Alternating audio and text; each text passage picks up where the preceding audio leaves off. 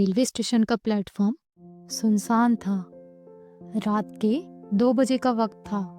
पूरा इलाका सन्नाटे में डूबा हुआ था। स्टेशन पर बस एक ट्रेन आने वाली थी, डाक गाड़ी। यह ट्रेन सिर्फ एक बार रात में चलती थी और गांव के उस इलाके में जाती थी जो अब सुनसान और लगभग भुला दिया गया था। 25 साल का आर्यन स्टेशन पर अकेला खड़ा था। वह घबराया हुआ नहीं था, लेकिन उसके मन में बेचैनी थी। उसके पास सिर्फ एक बैग था और एक अधूरी डायरी जो उसके पिता की थी।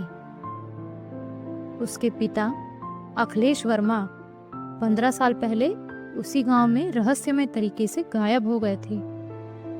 आर्यन को लगता था कि इस ट्रेन की यात्रा से उसे अपने पिता का सच पता चल सकता।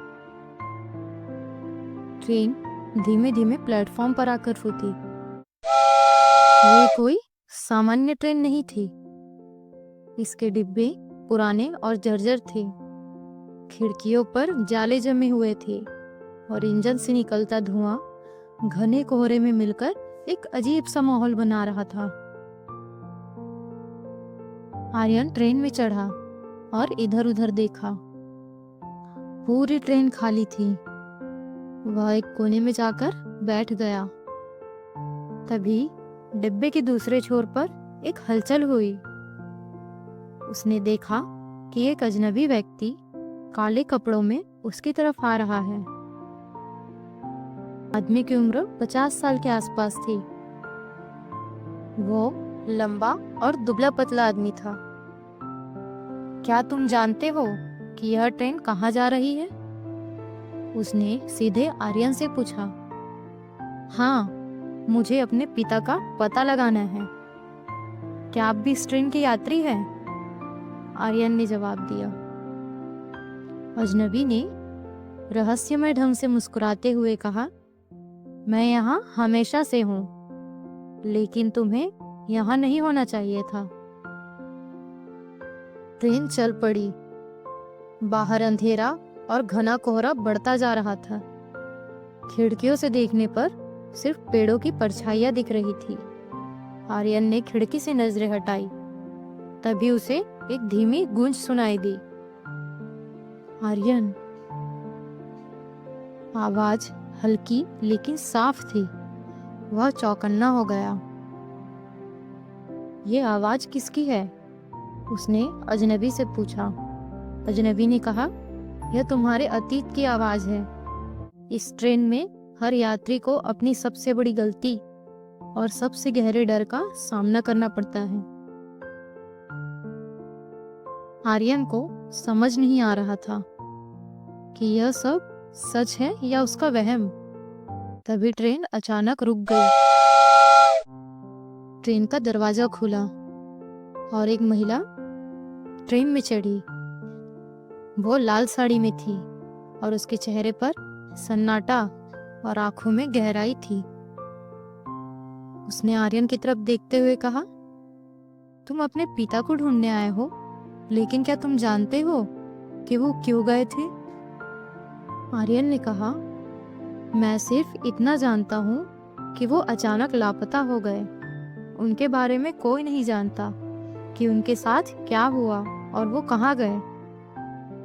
महिला ने एक पुरानी डायरी निकाली और आर्यन को दी। डायरी पर नाम लिखा था, अखिलेश वर्मा। आर्यन चौंक गया। यह वही डायरी थी जिसका एक हिस्सा आर्यन के पास पहले से था। डायरी के अगले पन्नों को पढ़ते ही आर्यन को झटका लगा। उसमें लिखा था, मैंने अपनी जिंदगी की सबसे बड़ी गलती कर दी है। मैंने अपने परिवार और अपने बेटे के लिए जो सपने देखे थे वह झूठ थे। मैं उन्हें कभी पूरा नहीं कर पाया। आर्यन के दिल में दर्द उठने लगा। महिला ने बताया कि यह ट्रेन एक विशेष यात्रा पर है।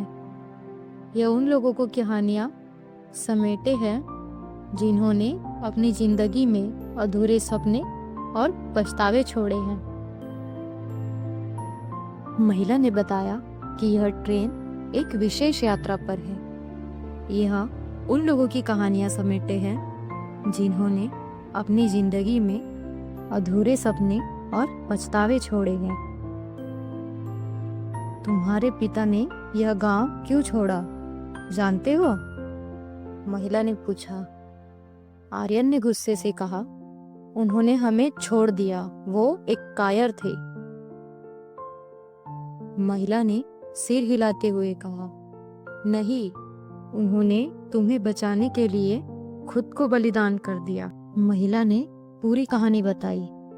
आर्यन के पिता ने गांव के कुछ ताकतवर लोगों के खिलाफ खड़ा होकर गरीबों की मदद की थी, लेकिन वह लड़ाई उन्हें भारी पड़ी।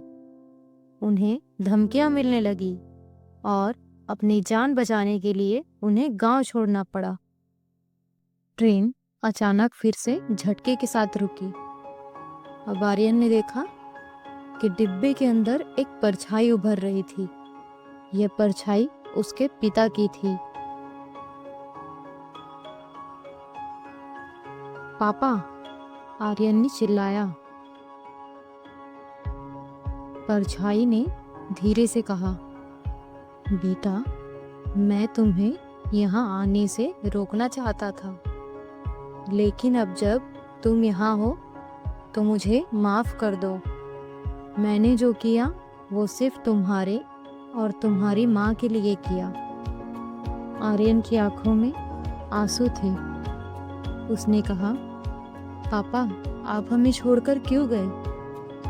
परछाई ने जवाब दिया, मैं नहीं चाहता था कि मेरा अतीत तुम्हारे भविष्य को बर्बाद करे। ट्रेन फिर चल पड़ी, लेकिन अब आर्यन का मन हल्का था। उसने महसूस किया कि वह अपने पिता से नाराज नहीं हो सकता। उसने ठाना कि वह अपने पिता की विरासत को गर्व के साथ जिएगा और उनके सपनों को पूरा करेगा। जब ट्रेन अपने आखिरी स्टेशन पर पहुंची तो आर्यन ने देखा कि वहां उजाला फैला हुआ था। स्टेशन पर एक बोर्ड लगा था, नई शुरुआत का स्टेशन। आर्यन को एहसास हुआ कि यह यात्रा केवल उसके पिता के बारे में नहीं थी, यह उसकी अपनी जिंदगी को समझने और उसे नया मोड़ देने की कहानी थी।